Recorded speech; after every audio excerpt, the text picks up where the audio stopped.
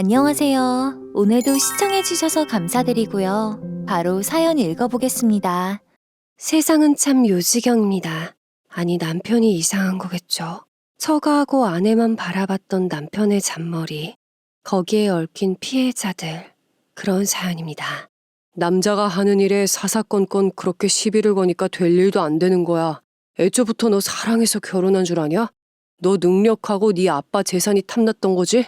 같이 사는 사람이 엄연히 범죄를 저지르고 있는 걸 알면서도 가만히 두라는 얘기인가요? 만약 그랬더라면 저도 같이 콩밥을 먹고 있었을지도 모르겠네요. 애초부터 절 사랑하지 않았다고 이야기하는 저 인간을 잠시나마 믿었던 게 한입니다. 안녕하세요. 저는 30대로 무대 연출가라는 직업을 가지고 있는 유부녀였습니다. 이 일을 오래 하기도 해서 직위가 꽤나 높아요. 공연 날에는 모든 것을 진두지휘하는 역할에 있기도 하죠. 남편과는 공연장에서 만나게 되었습니다. 남편은 티켓을 판매하는 사이트와 사업체를 운영한다고 했습니다. 그래서 이런저런 공연을 많이 보러 다녔고 거기에서 저를 보고 첫눈에 반했다고 해요. 처음 만났을 때부터 적극적으로 대시를 하더군요. 학창 시절부터 공부랑 일만 열심히 하던 저에게는 다른 유형의 사람처럼 다가왔습니다. 그런 면들이 신기하게 느껴졌었던 것 같아요. 하지만 지금 돌이켜서 생각해보면 이것도 이 인간의 전략이었겠죠. 그렇게 저희는 연인으로 발전하게 되고 부부가 되었습니다. 상견례 때부터 느꼈지만 시어머니는 굉장히 좋은 분이셨어요. 결혼하고 나서도 늘 남편보다는 저를 먼저 생각해 주셨죠. 항상 차분하시고 온화하셔서 모자가 정말 다르다고 생각했던 것 같습니다. 하지만 꼭 어디를 가나 문제아가 한 명 있기 마련이잖아요.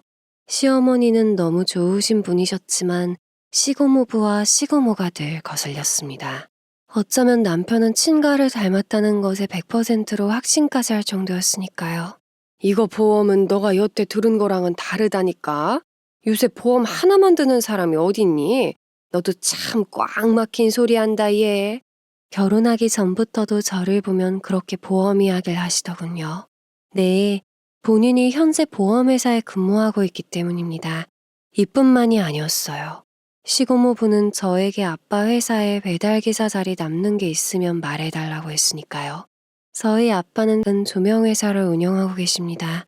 한국에서는 꽤 큰 규모로 사업을 하고 계시죠.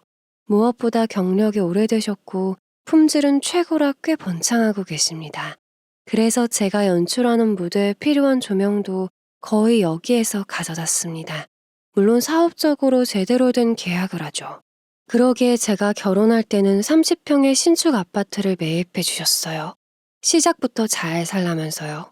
시고모부는 현재 배달 일을 하고 계신데 벌이가 영 시원치 않았나 봅니다.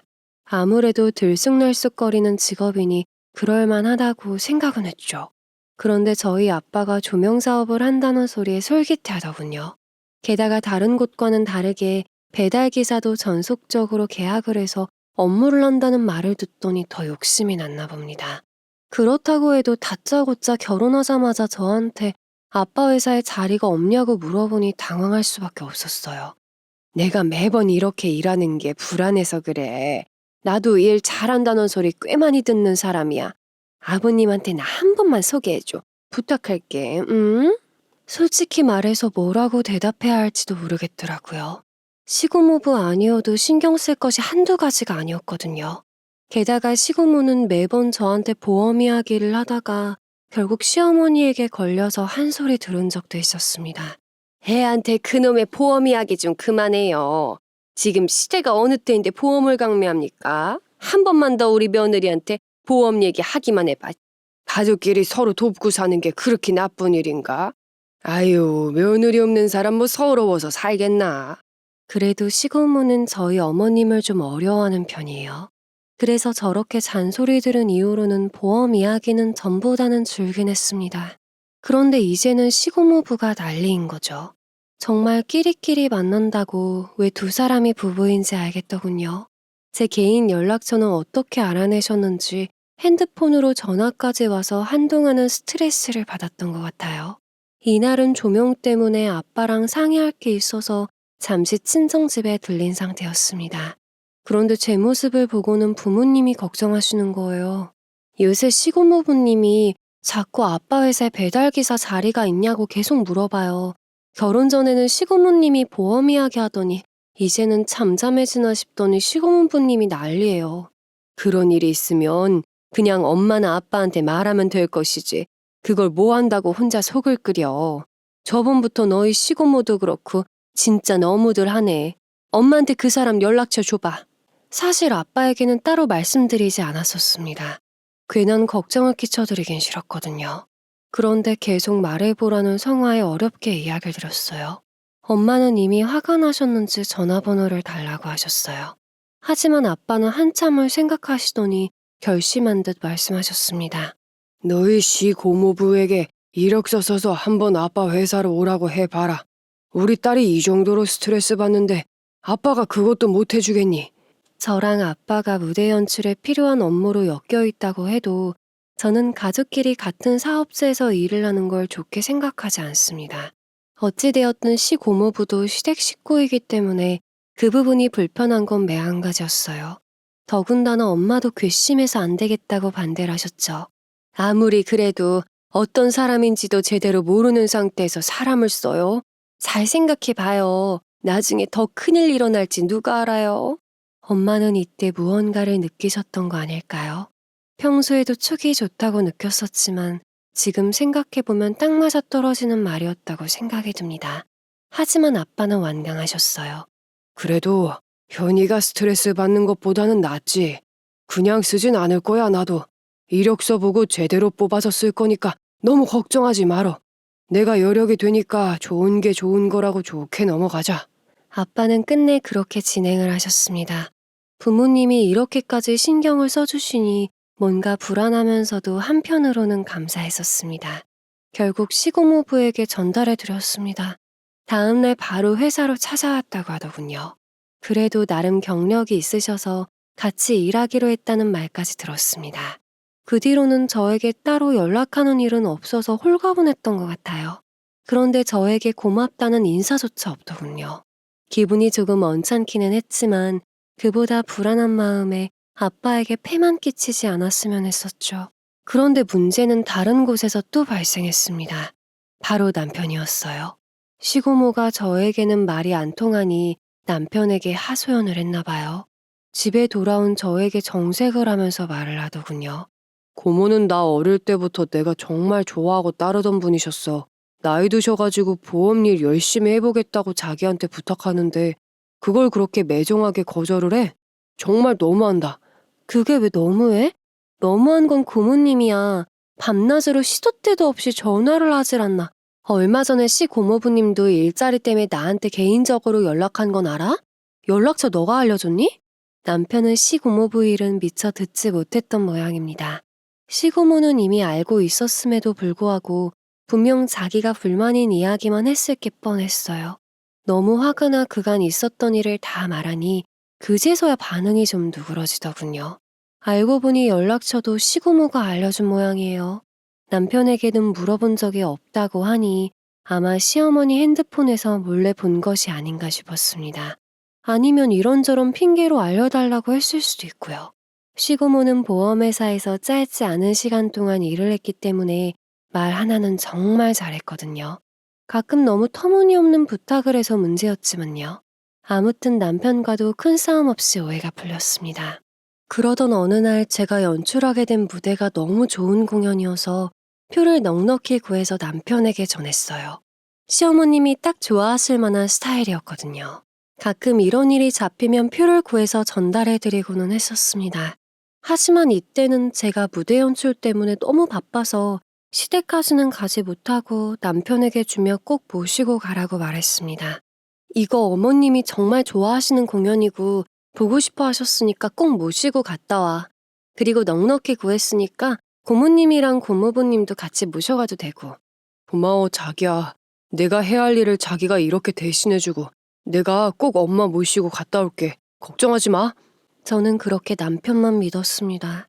보통 무대 연출을 하면 뒤에서 지켜보는데 이날은 어머님도 오신다고 해서 관객석으로 가서 같이 볼 생각이었습니다. 마침 시간도 되어서 잘 됐다 싶었죠.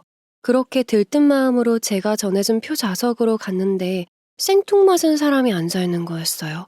아직 공연이 시작하기 전이라서 얼굴이 자세하게 보였거든요. 그렇게 헷갈릴 수가 없었습니다. 옆 사람은 제가 너무 뚫어지게 보니까 이상하게 쳐다보더군요. 남편에게 준 좌석표가 대략 4장이었는데 모두 다 다른 사람이 앉아 있었습니다. 이게 뭔가 싶어서 일단 잠시 좌석에서 빠져나왔습니다. 그리고는 바로 남편에게 연락을 했죠. 혹시 어머님에게 무슨 일이라도 생긴 건가 싶었으니까요. 나 지금 자기한테 준 좌석 옆에 가서 앉았는데 다른 사람이 있던데? 이게 어떻게 된 일이야? 그거. 다들 시간이 안 된다고 해서 내가 혼자 가는 것도 좀 그래서 나도 시간이 애매하기도 했고 그래서 다른 사람 줬어. 미안해 미리 말 못해서. 남편은 꽤나 당황한 눈치더군요. 그도 그럴 것이 보통의 저라면 티켓을 주고는 무대 뒤에서 보곤 했었으니까요. 제가 옆좌석까지 갈 줄은 몰랐던 것 같습니다. 일단은 일이 바빠 그렇게 일단화시켰습니다. 그리고는 며칠 뒤 저와 남편 둘 다 쉬는 날에 어머님이 찾아오셨어요. 이것저것 반찬 좀 전해주고 싶다면서요.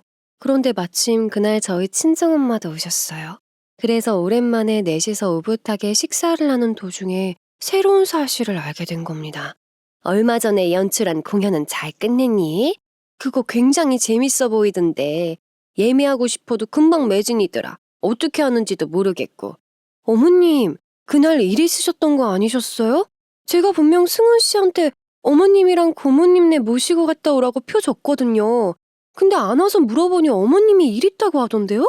이 말을 하니 남편 얼굴이 벌개지더군요. 거짓말이 들통난 것이죠. 알고 보니 그 표가 중고 사이트에서 꽤나 높은 가격으로 거래가 되고 있었나 봐요. 특히나 제가 주는 표들은 항상 좋은 좌석이었거든요. 그랬기 때문에 당연히 더 좋은 가격으로 팔 수가 있었던 모양입니다. 갑자기 급선이 필요한 바람에 팔게 됐다면서 이실직고 하더군요. 정말 한심하다는 생각밖에 안 들었습니다. 그건 어머님도 마찬가지셨던 것 같아요. 그 표 현이가 어렵게 구했다면서 나한테도 말하던 거였어. 다음에 꼭 같이 가자면서. 그런데 그걸 그렇게 팔아버리는 사람이 어디 있나? 결국 남편은 어머님에게 그날 신나게 잔소리 듣고 두들겨 맞았던 것 같아요.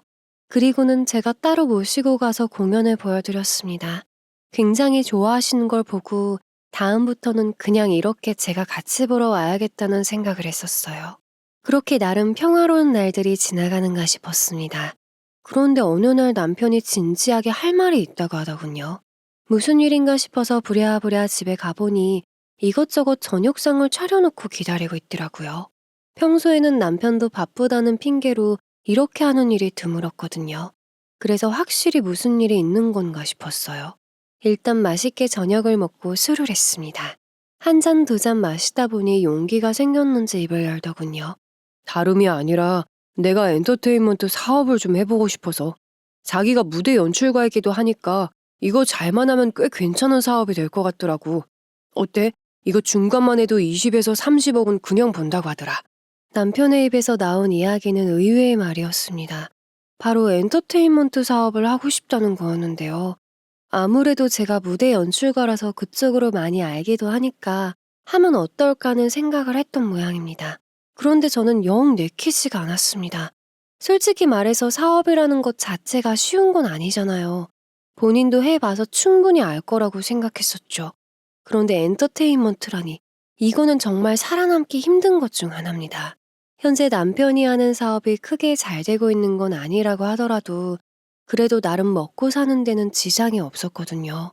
저는 그걸로도 충분하다고 생각했는데 본인은 아니었나 봐요. 무슨 말인진 알겠어. 그런데 일단 난 반대하고 싶어.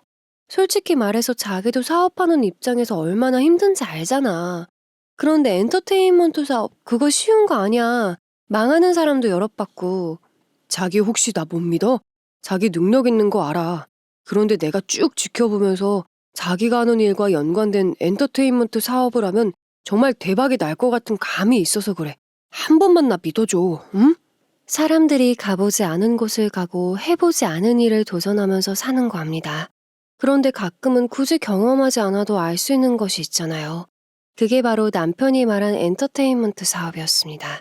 게다가 이 업계는 인맥이 중요한데 여기에 몸담그던 사람도 아닌데 어떻게 하냐는 걱정이 가장 먼저 들었던 것 같아요.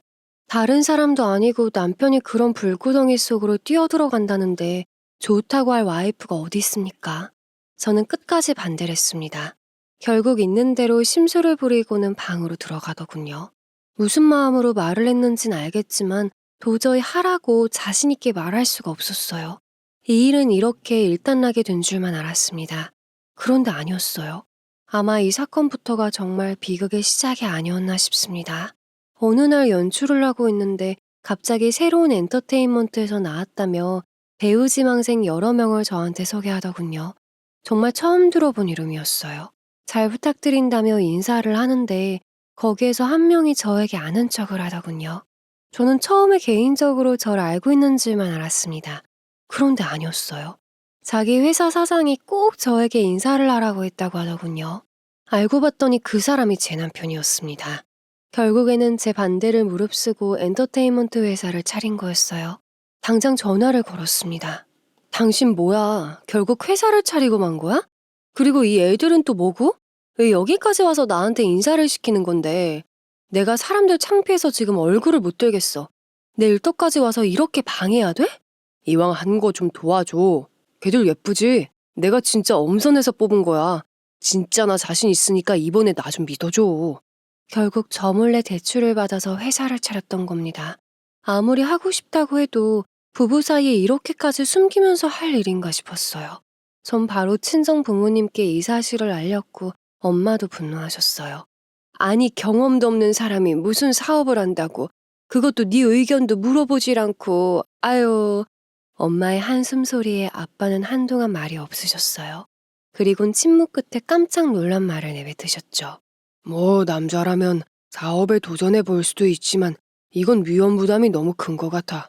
너 회사 변호사 소개해 줄 테니까 미리 재산 공증 받아놔라. 지금 세상엔 혹시나 모를 대비는 해둬야 하는 거야. 아빠는 한없이 부드러운 성격이셨지만 위험이나 돈에 걸린 일이 있으면 냉정하게 변하셨어요. 엄마랑 저는 아빠의 말이 무슨 의미인 줄 알았기에 순간 당황했지만 이성적으로 그게 맞다고 판단되었어요. 그리고 다음 날부터 3일 동안 혼전부터 지금까지의 재산을 정리해 두었습니다. 이건 저희 친정하고 변호사님만 알고 있었죠. 그리고 다음 날 퇴근하고 집에서 긴 시간 동안 이런저런 이야기를 나눴던 것 같습니다.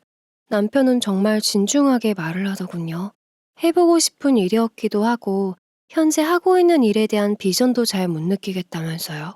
그런데 제가 하는 일을 보니 저희 아빠도 조명사업으로 같이 상부상조하니 본인도 그렇게 연관되는 일을 하면 어떨까 싶었다고 해요. 이미 벌어진 일이니 어쩔 수가 없다고 생각했어요. 단 남편에게 여러 가지 조건을 내세웠습니다. 그래, 당신 뜻이 그렇다면 열심히 해봐. 대신 이번처럼 나한테 와서 인사를 시키면서 내 직위를 이용해서 어떻게 해볼 생각은 하지 마. 당신 힘으로 해낸다고 약속해.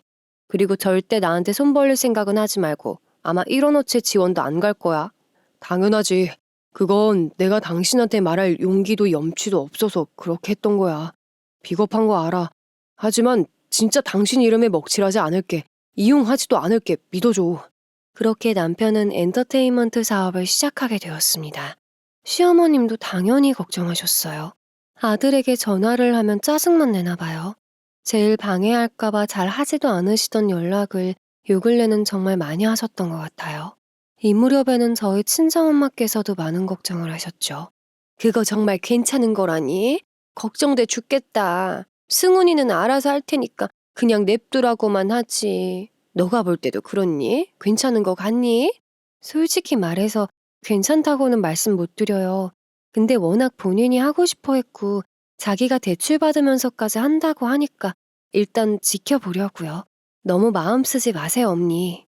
걔가 너한테 패라도 끼치는 건 아닌가 모르겠다. 아유, 그런 일 있으면 단칼에 잘라서 받아주지 마. 너 힘들게 하면 바로 나한테 말하고. 다행인지 불행인지 남편은 신나서 사업에 몰두하기 시작했습니다. 저도 일이 바빠서 딱히 신경 쓰지는 못했던 것 같아요. 그런데 이 모든 것들이 그냥 폭풍전야였던 것뿐이었나 봐요. 일은 지금부터 시작이었습니다. 제 명성을 빌리지 않겠다던 남편의 약속은 점점 지켜지지 않고 있었어요.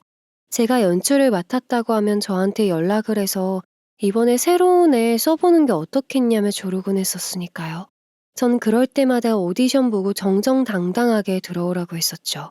그런데 희한하게 언제부턴가 남편 회사 아이들이 배우로 뽑히기 시작하는 겁니다. 오디션 보고 제대로 인정받고 들어오는가 싶었죠. 그런데 이상하게 무대에만 서면 너무 못하는 거예요. 이건 뭐 모르는 사람이 봐도 형편없을 정도였으니까요. 이미 남편이 엔터테인먼트 회사를 차린 것이 소문이 나서 결국 사람들이 저한테까지 손가락질하는 일이 발생하게 되었어요. 못할 때마다 저 아이는 대체 누가 데려온 거냐며, 낙하산으로 발탁된 거냐며 온갖 험한 말이 오고 갔었죠. 이쯤 되니 저도 더 이상 참을 수가 없었습니다. 진짜 해도 해도 너무한 거 아니야? 내 이름에 먹칠하지 않겠다며 이게 뭐 하는 짓이야. 쟤네 진짜 오디션 보고 들어온 건 맞아? 저렇게 못하는데 뽑힐 리가 없잖아. 그럼 쟤네가 뭔 수로 그 무대에 올라가. 당연히 오디션 보고 들어갔지. 아직 어리고 초보라서 떨려서 그럴 수도 있지. 잘 다독여서 할 생각은 안 하고 자기 능력 있다고 그렇게 사람 무시하는 거 아니야. 말이 안 통했습니다. 어리고 처음 무대에 서면서도 잘하는 애들이 얼마나 많은데요. 요즘에는 다 준비해서 나오기 때문에 이런 일이 발생한다는 것 자체가 이상한 겁니다. 게다가 이미 제가 연출하는 무대들은 프로들만 나오는 공연인데 저런 생초보가 뽑힌 것도 말이 안 된다고 생각했어요. 이대로 가다가는 제 이름을 걸고 하는 무대가 망할 것 같아서 따로 감독님을 찾아갔습니다. 하지만 계속해서 저와 만나는 걸 거부하더군요. 솔직히 말해서 요 근래 마주친 적이 없어서 이상하다고는 생각했거든요.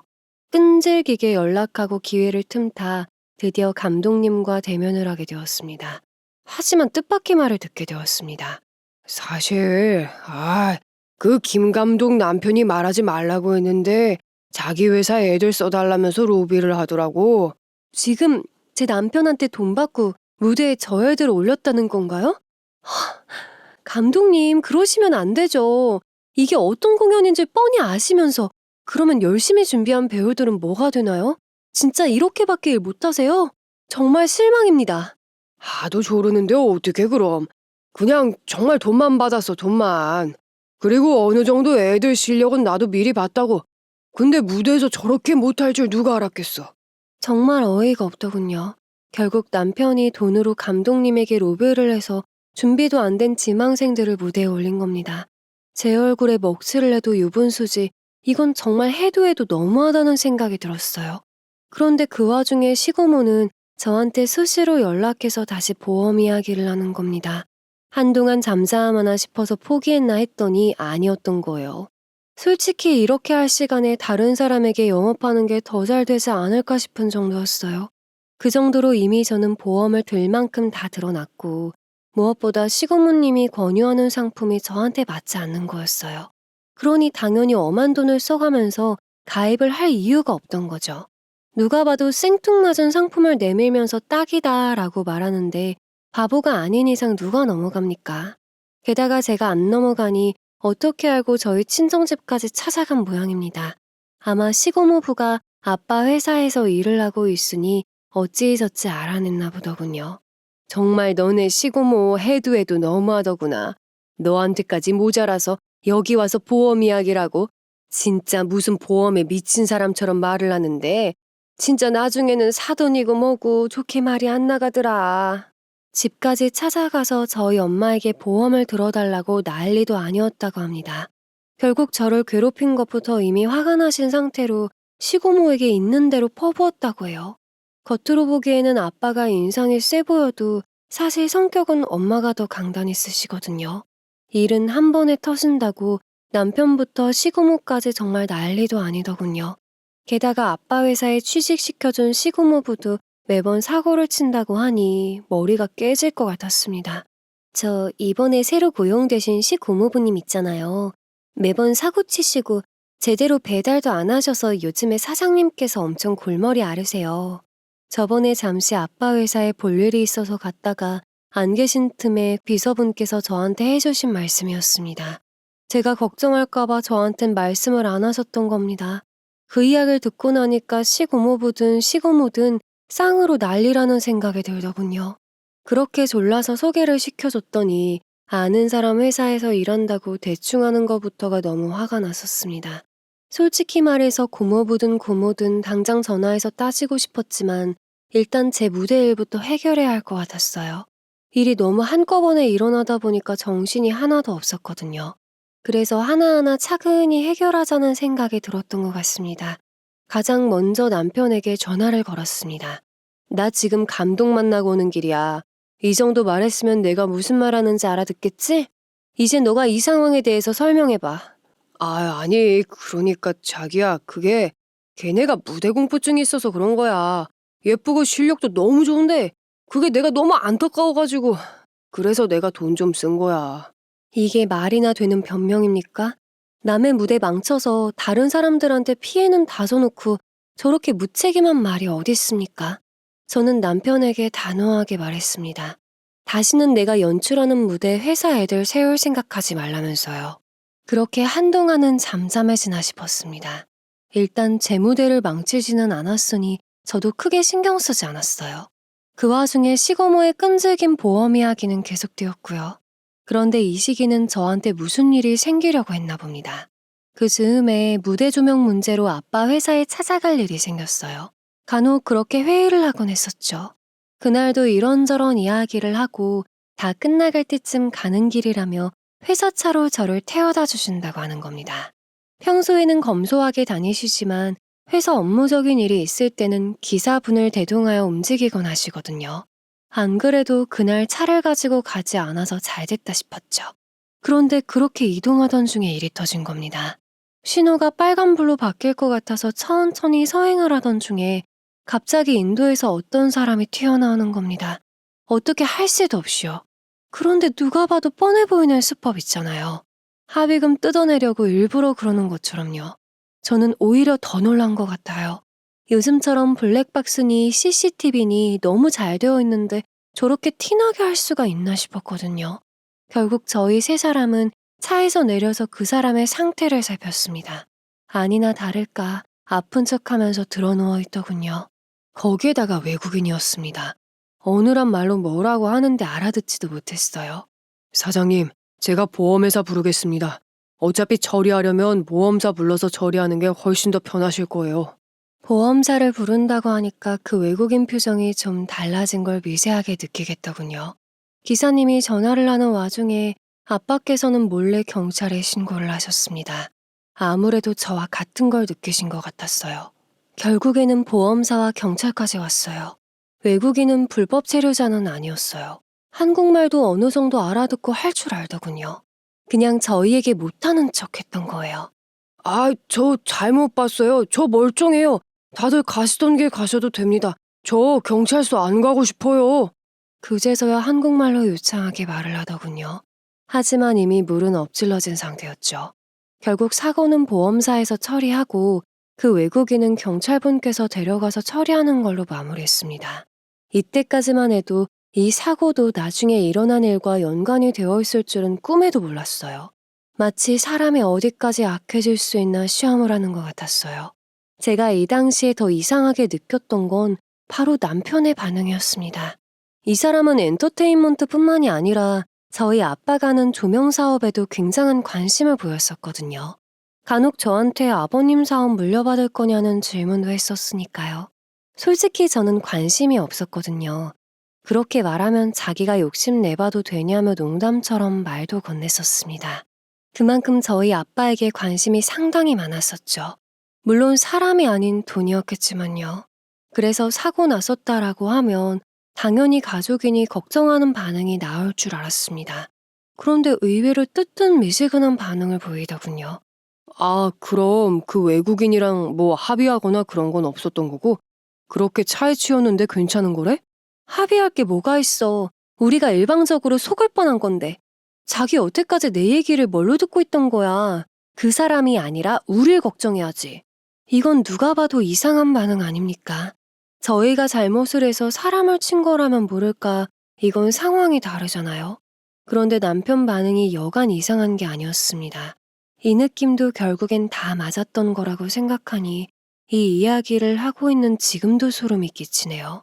그렇게 찜찜함을 가지고 다음날 회사로 출근을 했습니다. 그런데 분위기가 이상했어요. 사람들이 몰려 있어서 이런저런 이야기를 하기도 하고 어떤 사람은 분주해 보이기까지 했습니다. 무슨 일인지 물어봤더니 요즘 티켓 때문에 여기저기서 문제가 생겼다고 해요. 요새 티켓 사기가 빈번하게 일어나나 봐요. 지금 중고 사이트에서 사기당한 사람만 해도 어마어마하더라고요. 그 피해 금액도 상당하고요. 중고 사이트 사기부터 티켓 사기야 예전부터 꾸준하게 이어져 온 범죄이긴 합니다. 하지만 이번에는 스케일이 다르더군요. 피해당한 사람만 해도 수십 명에 피해액만 해도 몇 천만 원에서 억대로 넘어갈 정도였으니까요. 도대체 어떤 사람이면 이런 일을 저지를 수 있을까 하는 생각이 들었습니다. 수십 명에게 마치 표가 있는 것처럼 속이고는 돈만 받고 잠수를 타는 수법이었죠. 지금 생각해도 정말 아찔하네요. 이때까지만 해도 그냥 이 사건이 저와 연관이 있을 거라고는 생각도 못했었습니다. 그러다 마침 이날이 저희 공연 마지막 날이었어서 회식을 하게 되었어요. 남편에게도 미리 말해놓은 터였죠. 하지만 저는 술을 잘 못하는 편이기도 하고 마무리로 해야 할 일이 있어서 참석만 하기로 했었습니다. 다들 저를 워커홀릭이라고 부를 정도였거든요. 그래도 다른 날은 어느 정도 분위기는 맞췄는데 이날은 정말 중요한 일이 있어서 술은 입에도 대지 않았어요. 그런데 회식 자리에서 사람들이 이상한 말을 하는 겁니다. 바로 아까 그 티켓 사기 사건에 대해서요. 그거 알고 보니 로열석까지 사기당하고 난리도 아니라고 하던데 근데 그 로열석 구하는 거 어렵지 않아요? 관계자 아니면 못 구하잖아요. 로열석까지라니? 그게 무슨 말이야? 어떤 공연 말하는 건데? 혹시 우리가 연출한 공연도 포함되어 있는 거야? 네, 저도 아까 보고 찜찜해서도 알아봤는데 저희가 기획한 공연이 있더라고요. 그것도 한 건이 아니었어요. 한번 보실래요? 다들 티켓 사기 사건에 신경이 곤두서 있던 겁니다.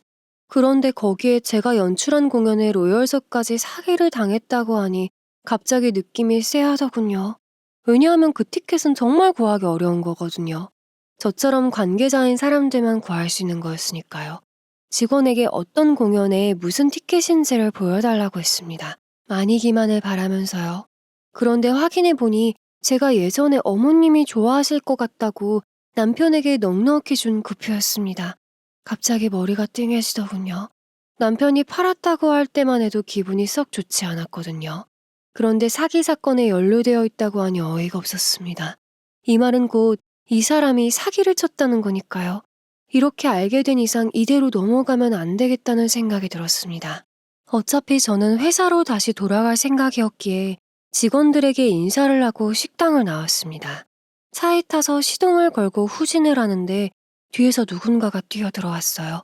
저는 너무 놀라서 그대로 멈춘 채로 차에서 내렸어요. 차에 치인 사람은 길바닥에 드러누워 있더군요. 처음에는 어두워서 잘 보이지 않았지만 가까이서 보니 어디서 많이 본 듯한 얼굴이었습니다. 당신 그때 그 외국인 맞지? 얼마 전에 인도에서 차도로 뛰어든 사람 말이야. 그때도 우리 아파트에 일부러 뛰어들었잖아. 맞지?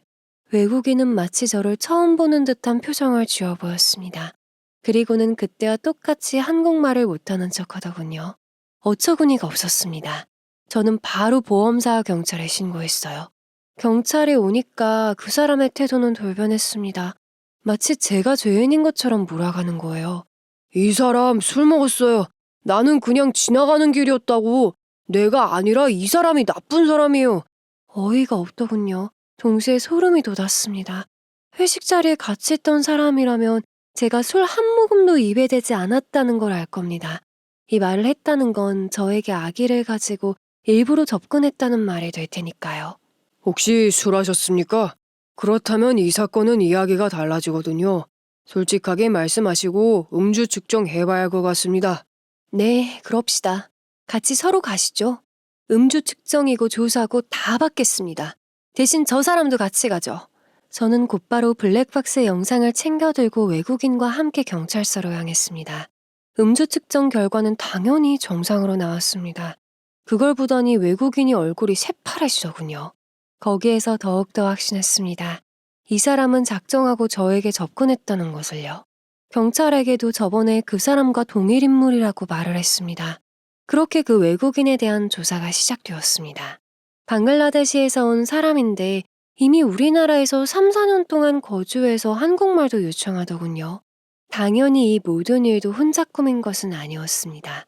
그 배후에 누가 있을 거라고 짐작은 했지만 예상 밖의 인물이었어요. 바로 남편이었습니다. 조사가 진행이 될수록 자신이 위험에 처해 있다는 걸 감지한 외국인이 모든 걸 다시 되했거든요. 경찰이 도대체 왜 이런 짓을 한 것이냐고 물어보니 누가 시켰다고 하더군요.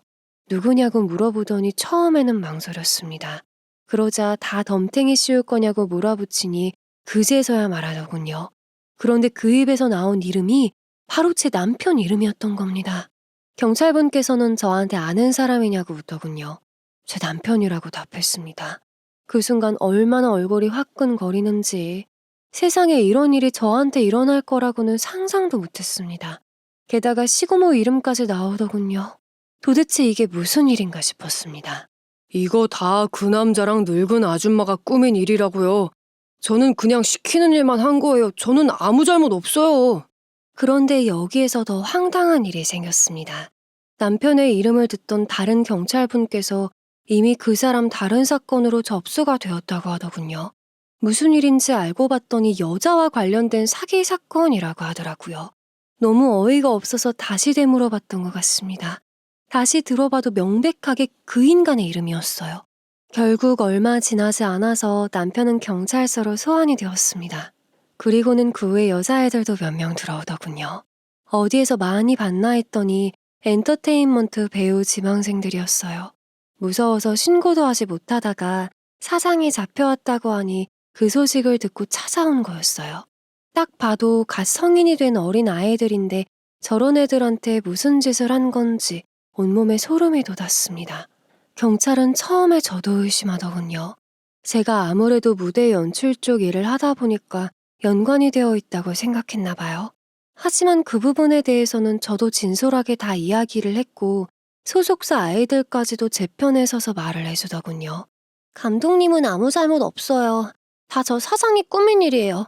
저희한테 잘 되게 해주겠다면서 밤에 불러내고 돈 갖고 오라고 하고 여기에서 저 사장한테 밤에 안 불려간 애들이 없을걸요? 울먹이면서 말을 하는 아이를 보니 화가 치밀었습니다. 저는 그대로 가서 남편에게 불사다구를 날렸습니다. 너가 그러고도 인간이니? 어? 애들을 상대로 그런 추잡한 짓을 해? 게다가 외국인까지 고용해서 나를 궁지에 몰아넣으려고? 네 고모랑 짰니? 이 말이 끝나기가 무섭게 고모랑 고모부가 잡혀오더군요. 그 뒤로는 제 연락을 받은 부모님께서 오셨습니다. 그래요. 저 아저씨가 저를 저 아줌마한테 소개시켜줬어요. 이거 일만 잘하면 저 큰 돈 벌 수 있다면서요. 그 외국인은 시고모부 얼굴을 보자마자 흥분해서 소리쳤습니다. 알고 보니 밑에서 같이 일하던 사람이었나 봐요. 그런데 시고모에게 같이 사기칠 사람으로 소개를 시켜줬던 거죠. 정말 이게 무슨 말도 안 되는 상황인가 싶었습니다. 알고 보니 저희 아빠 회사에 취직을 해놓고 임금이 비싸지 않은 외국인 노동자를 데려다가 몰래 일을 시킨 거였어요. 그래놓고 보고할 때는 자기가 일한 것처럼 한 거였죠. 그러니 당연히 일이 제대로 될 리가 없었던 겁니다. 이제서야 모든 의문이 다 풀리더군요. 무엇보다 한꺼번에 너무나도 많은 일이 일어나서 뭐부터 정리를 해야 할지 모르겠더라고요. 그 사이에 아빠는 침착하게 변호사부터 부르셨어요.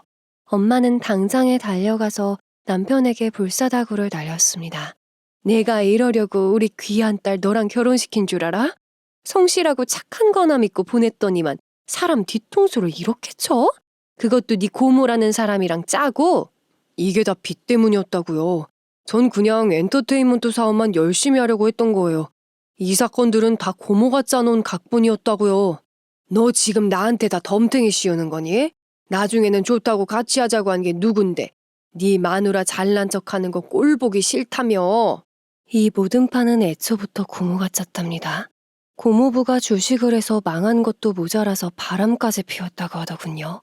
거기에다가 보험일까지 계속 안 됐다고 해요. 다들 아실지 모르겠지만 보험은 가입했다가 해지하면 선수금을 다 돌려줘야 한답니다. 그런데 2년 동안 실적은 없지 해지하는 고객은 많다 보니 이게 감당이 안 됐던 모양이에요. 거기에다가 자기 남편까지 속을 썩이니 제정신이 아니었던 거죠. 그래서 그렇게 저한테 보험 들라고 괴롭히고 저희 친정집까지 찾아가서 그 난리를 피웠던 겁니다. 이것 때문에 그렇게 우리 딸이랑 나를 괴롭힌 거였어? 본인 집 콩가루 된 거면 알아서 해결할 것이지 어디에다가 화풀이야? 저희 엄마는 고모가 했던 일들과 뻔뻔한 태도에 화가 많이 나셨는지 한바탕 버버우셨습니다. 그렇게 고모는 본인이 어떻게 해도 저희 집이 넘어가지 않자 특단의 조치를 취했던 것이 바로 보험 사기였던 겁니다.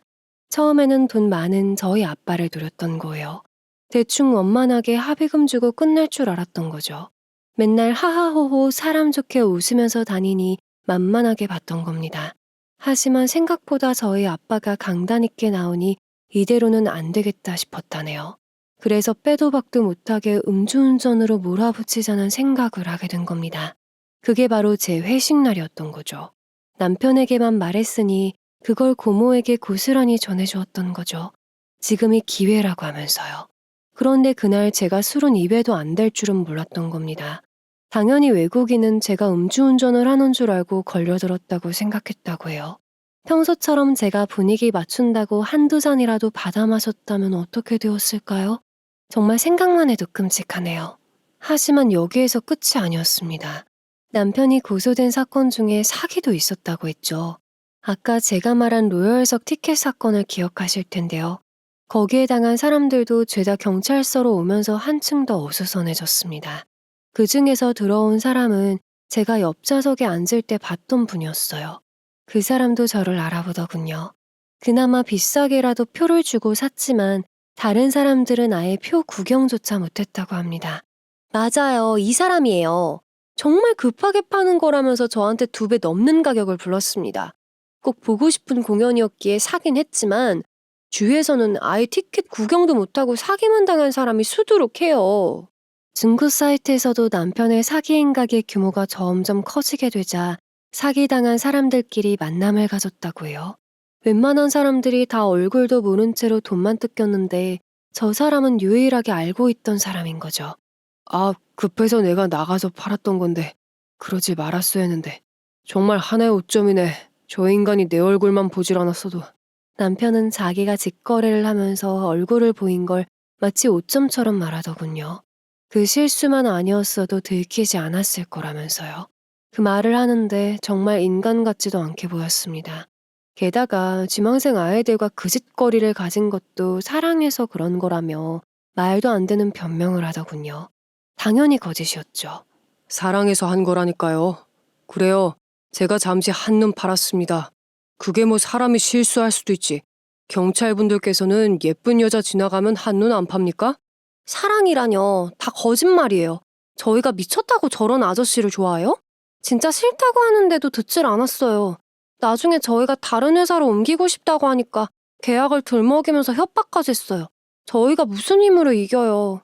뻔뻔한 남편의 모습에 아빠가 다가가려는 순간 우르르 몰려들어온 아줌마 아저씨들 틈에서 한 분이 나와 불사다구를 날리더군요. 바로 지망생 아이들의 부모님이셨습니다. 한 분이 불사다구를 날리기 시작하자 너도 나도 남편에게 달려들기 시작했습니다. 경찰들은 말리기 바빴죠. 경찰서 안이 난리가 나기 시작했어요. 여기에서 한 가지 더 알게 된 사실은 지망생들을 무대에 세워준다는 명목으로 감독과 자리를 마련해서 술 시중까지 들게 했다는 겁니다. 그 이야기를 듣고는 기가 막혀서 말도 안 나오더군요. 아무리 연예계가 그렇고 그런 일들의 연속이라고 하지만 어린아이들을 상대로 도대체 이게 뭐 하는 짓입니까? 저들은 정말 부끄럽지도 않은 걸까요? 이렇게 난리가 난 와중에 저 멀리서 누군가가 빠른 걸음으로 들어왔습니다. 바로 시어머니셨어요. 어머님, 여기는 왜 오셨어요? 어떻게 알고 오신 거예요? 일단 돌아가 계세요. 제가 상황 정리하고 연락드릴게요. 네? 다 알고 왔다. 괜찮다. 승훈이 고모가 자기 지금 경찰서라면서 죽겠다면서 전화 왔더구나. 승훈이도 같이 잡혀 있다면서. 너는 괜찮니? 알고 보니 고모가 어머님에게 연락을 한 거였습니다. 자기 남편이며 조카며 다 잡혀왔으니 도움 청할 사람이 시무밖에 없었던 겁니다. 뻔뻔스럽게 아들도 잡혀있으니 자기네들도 빼내달라고 하면서요. 인간이 저렇게까지 악해질 수가 있을까요? 어머님은 부모들에게 둘러싸인 남편을 보자마자 그 사이를 뚫고 들어가셨습니다. 그래도 아들이라고 감싸 안으려나 보다 싶었죠. 그런데 그게 아니었습니다. 오히려 지망생들의 부모들보다 더 세게 남편을 때리는 거였습니다. 울부짖으며 그렇게 한참을 때리셨어요. 다 내 잘못이다, 내 잘못. 내가 너를 이렇게 잘못 키워서 이사달이 난 거야. 이 죄를 어떻게 다 받을 거. 내가 콩밥 먹으마. 다 내 죄니. 아, 엄마 그만 좀 해. 나도 이러고 싶어서 이런 게 아니잖아. 나도 잘해보려고 그런 거라고. 그럼 다른 사람한테 피해라도 주지 말아야지. 애들 데리고 장난해, 사람들한테 사기나 치고, 그리고 고모라는 사람이 애를 깨어내서 그런 일을 시켜? 너네가 그러고도 사람이야? 어? 시몬은 시고모네를 향해서도 울분을 토해냈습니다. 그럼 어떻게 방법이 없는데. 그러게 저 인간들이 보험 하나씩만 들어줬어도 내가 이 정도까진 안 했을 거 아니야. 정말 뻔뻔하기 그지없더군요. 저희가 설령 보험을 들어줬다고 해도 저들이 정신 차리고 제대로 살고나 있었을까요? 부모와 남편의 행동을 보면서 경찰분들도 할 말을 잃은 것 같았습니다. 많은 범죄자를 봤지만 이렇게까지 아나무인인 사람은 드물다고까지 하더군요. 그런 남편의 모습에 지망생들은 온통 울음바다가 되었습니다. 사기를 당한 피해자들도 분을 삭히지 못했어요. 이쯤 되니 궁금하더군요. 남편은 왜 고모 일에 그렇게 합세해서 저를 궁지에 몰아넣으려고 했는지를요. 이미 남편의 엔터테인먼트 회사는 망하기 직전이었다고 합니다. 그래서 지망생들도 그 낌새를 눈치채고 그만 빠져나오려고 했는데 계속 협박을 당했다고 해요. 다 증거로 남겨놨으니까 앞으로 배우 생활하기 싫은 거 아니면 잠자코 있으라고 했어요. 한 지망생이 울면서 말을 하더군요. 이야기를 들으면 들을수록 정말 믿을 수가 없는 일뿐이었습니다. 실제로 남편의 핸드폰에는 그 아이들과 한 메시지 내용들이 다 담겨져 있었죠. 중고 사이트에서 벌인 사기 행각들까지 전부 다요. 남편이 아주 치밀했던 점은 바로 티켓 위주였어요. 먼저 피해자에게 제대로 만들어진 표인 것처럼 포토샵을 해서 보냅니다. 날짜와 바코드까지도요. 그렇게 믿게 만든 다음 돈을 송금하면 잠수를 타는 것이죠. 그걸 보는데 소름이 끼쳤습니다. 이런 사람과 제가 한 지붕 아래에서 같이 살고 있었다는 사실이 무서워지게까지 했던 것 같아요. 그러던 와중에 아빠가 부르신 변호사님께서는 어수선한 경찰서 안에서도 차분하게 상황 파악을 하셨습니다. 저는 더 이상 저 사람과는 못 살겠으니 이혼 소송까지 같이 해달라고 말씀드렸어요. 그리고는 조심스럽게 어머님에게 다가갔습니다. 어머니, 저 이혼할게요. 더 이상 저런 사람하고는 못 살 것 같아요. 죄송해요. 정말 딸처럼 잘해주셨는데. 아니다. 너가 뭐가 죄송하니? 자식 잘못 키운 다 내 탓이지. 미안해하지 말거라. 너는 미안해할 필요 없다. 너가 다시 산다고 해도 내가 말리려고 했어. 앞으로는 너 인생 살아. 더 좋은 사람 만나고. 남편 얼굴을 볼 때는 그렇게 소름이 끼쳤는데 어머님 얼굴을 보니 눈물만 나더군요. 솔직히 딸 같은 며느리 없다고 하잖아요. 동감합니다. 하지만 저에게는 정말 좋은 분이셨어요. 항상 저를 먼저 생각해 주시고 제 편이 되어 주셨거든요. 제가 고모나 고모부 때문에 골머리를 앓으면서도 버틸 수 있었던 건 다 어머님 덕분이었어요.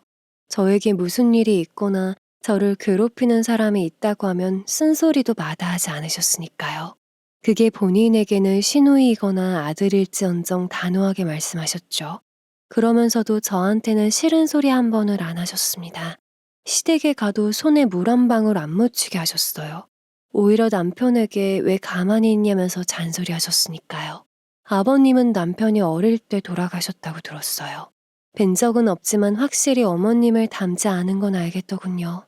게다가 얼핏 듣기로 살아생전 그렇게 속을 썩이셨다고 했으니까요.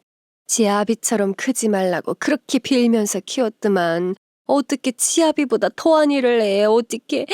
나는 너네 다 빼줄 생각 없다. 가서 죗값 다 치르고 나와라. 어머님은 그 말을 끝으로 경찰서 밖을 나가셨습니다. 그 뒤에 대고 시고모네와 남편은 황당해하며 소리치더군요. 언니, 그러고 그냥 가면 어떡해. 언니 아들 저러고 콩밥 먹어도 좋아? 어? 왔으면 뭐 좀 도와주고 가야 할 거 아니야. 엄마, 정말 나 이대로 콩밥 먹게 둘 거야? 어? 아니, 내가 잘못했어. 제발 나 좀 먼저 꺼내줘. 자기야, 나 이대로 놔둘 거야? 장인어른한테 한마디만 해줘. 아니 우리 부부잖아. 재산 그것도 반은 내 거잖아. 이 남자 정말 추잡했습니다. 결국 일이 이렇게 잘못이 돼도 저랑 아빠의 돈으로 어떻게 해결이 되지 않을까 사업 전에 잔머리를 굴렸던 거죠. 저는 조용히 다가가 이렇게 말했습니다. 결국 이거였니? 그렇게 당당했던 태도 뒤에는 결국 아빠랑 내 돈이었어? 너 그거 꿈도 꾸지 마. 내가 말했지. 너 1원도 지원 못 해준다고. 너 사업하기 전 시점으로 이미 내 재산하고 아빠가 사준 아파트 전부 공증해놨어. 너랑은 별개 일이야. 제 말에 남편은 두 눈을 동그랗게 뜨곤 곧 고개를 숙이더군요. 그 광경을 보고 있자니 어머님의 뒷모습이 더 안쓰러워 보였습니다. 저렇게 잘못했다는 사람이 여태까지 왜 그렇게 뻔뻔하게 굴었던 걸까요? 저희 가족은 조사가 끝나지 않아서 더 남기로 했어요. 결국 시고모와 고모부 그리고 남편까지 꼼꼼하게 조사를 받은 뒤 벌을 받게 되었습니다. 외국인까지도요. 아무리 시켜서 했다고 하지만 이미 범행에 가담했기 때문에 빼도 박도 못하는 상황이 된 것이죠. 본인은 억울해했지만 어쩌겠습니까? 질 나쁜 인간들과 어울린 탓인걸요. 그 중에서도 남편의 범행은 너무나도 많고 악질적이어서 징역살이를 하게 되었습니다. 재판장에서도 어떻게든 형벌을 깎으려고 말도 안 되는 변명을 늘어놓던 모습이 생각이 나네요. 제가 다 잘못한 거 압니다. 제 와이프 고생하는 거 보기 싫어서 좀 잘 살아보겠다고 한 게 그렇게 된 거예요. 재판장님, 제발 선처 부탁드립니다. 잘 살아보겠다면서 연예인하고 싶은 아이들을 상대로 그런 몰상식한 짓을 저지릅니까? 앞뒤 말이 맞을 리가 없었습니다. 재판장님 또한 눈 하나 깜빡하지 않으셨죠. 결국 남편은 도합 10년형을 받게 되었어요. 마음 같아서는 평생 콩밥만 먹었으면 좋겠다는 생각이 들더군요. 변호사님 덕분에 이혼소송도 원활하게 진행이 되었습니다.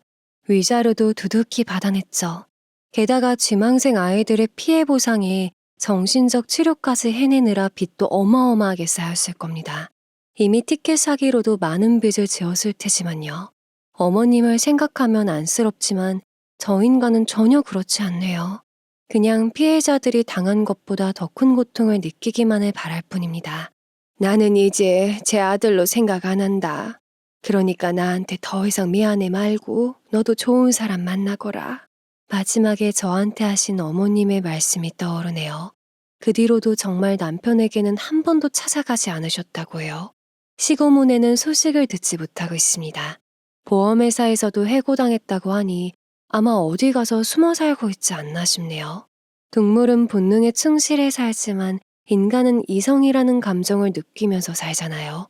그런데 본인이 극한의 상황까지 닥치게 되면 그 이성이라는 끈마저도 놓을 수 있다는 것을 절실히 알게 된 것 같아요. 그리고 얼마나 사악해지는지도요. 그 후로 지망생 아이들은 다른 소속사로 들어가서 다시 시작했다고 들었습니다. 몇몇 아이들은 치료를 받으면서 쉬고 있다고 하더군요. 가끔 저를 찾아와 이런저런 이야기를 하는 친구들도 생겼습니다. 되도록이면 남편 이야기는 하지 않고 있어요. 얼마 전에는 변호사님에게 소식을 들었습니다. 전 최대한 아이들에게 법적 자문을 해달라고 했어요. 수임료는 제가 대신 내줬고요. 이혼 소송부터 위자료까지 피해자들 피해 보상까지 모든 것이 다 깔끔하게 끝났습니다. 그 사람과 관련된 일은 이제 더 이상 신경 쓰지 않으셔도 될 거예요. 아, 전 남편분이 저한테 감독님에게 안부 좀 전해달라고 하더군요. 전화 한 통만 부탁한다면서요. 변호사님을 통해서 저에게 전화를 해달라고 했다더군요. 마지막까지 정말 뻔뻔스럽네요. 전화요? 당연히 안 했습니다. 제 삶 살기도 바쁜데 그 인간 목소리 들으면 기분만 더 나빠질 텐데요. 깜빵 안에서 있다가 출소하게 되면 그 인생 자체가 지옥일 텐데 제 인생에서 지우고 싶습니다. 그냥 여자로서 당당하게 앞만 보고 열심히 살아가고자 합니다. 지금까지 저의 사연을 들어주셔서 감사합니다. 여러분의 가정에는 평안만이 깃들길 바라면서 이만 마치겠습니다. 더 많은 이야기, 기막힌 사연을 듣길 원하신다면 구독과 좋아요, 알림 설정 부탁드립니다.